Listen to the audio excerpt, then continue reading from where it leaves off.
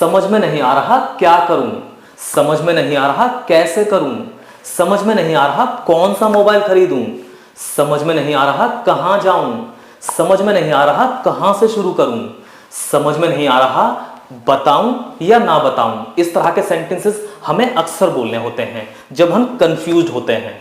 चलिए आज की इस वीडियो में हम सीखते हैं कि ऐसे सभी सेंटेंसेस को इंग्लिश में कैसे बोला जाता है। ऐसे सभी सेंटेंसेस को इंग्लिश में बोलने के लिए दो रूल्स का यूज किया जाता है। हमारा फर्स्ट रूल है, सबसे पहले आप बोलेंगे आई एम इन पजल, उसके बाद WH फैमिली वर्ड और उसके बाद आई के बाद शुड और शुड के बाद वर्ब की फर्स्ट फॉर्म। और दूसरे रूल में आप यूज करेंगे आई एम कंफ्यूज्ड, उसके बाद WH फैमिली वर्ड, उसके बाद आई के बाद शुड और उसके बाद वर्ब की फर्स्ट फॉर्म।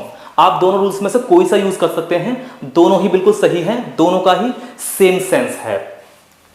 चलिए अब बात करते हैं इसके कुछ एग्जाम्पल्स की।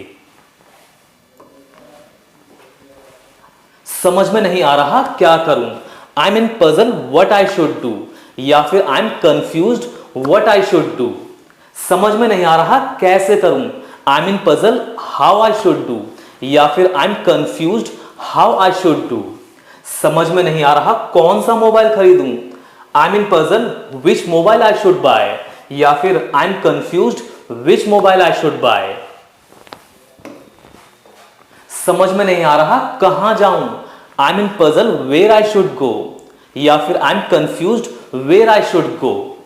समझ में नहीं आ रहा कहां से शुरू करूं, I am in puzzle where I should start from, या फिर I am confused where I should start from.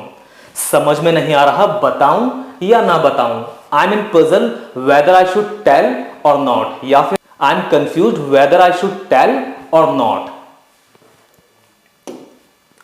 चलिए हमेशा की तरह होमवर्क की बारी, एक सेंटेंस आप सभी के लिए। समझ में नहीं आ रहा कैसे बताऊं, आपको इस सेंटेंस इंग्लिश में ट्रांसलेट करना है और कमेंट में लिखना है। देखते हैं कितने लोग सही ट्रांसलेट करते हैं। Best of luck. So guys आज की इस वीडियो में बस इतना ही। आई होप कि आपको वीडियो पसंद आया होगा और आपको स्ट्रक्चर का यूज अच्छे से समझ में आया होगा।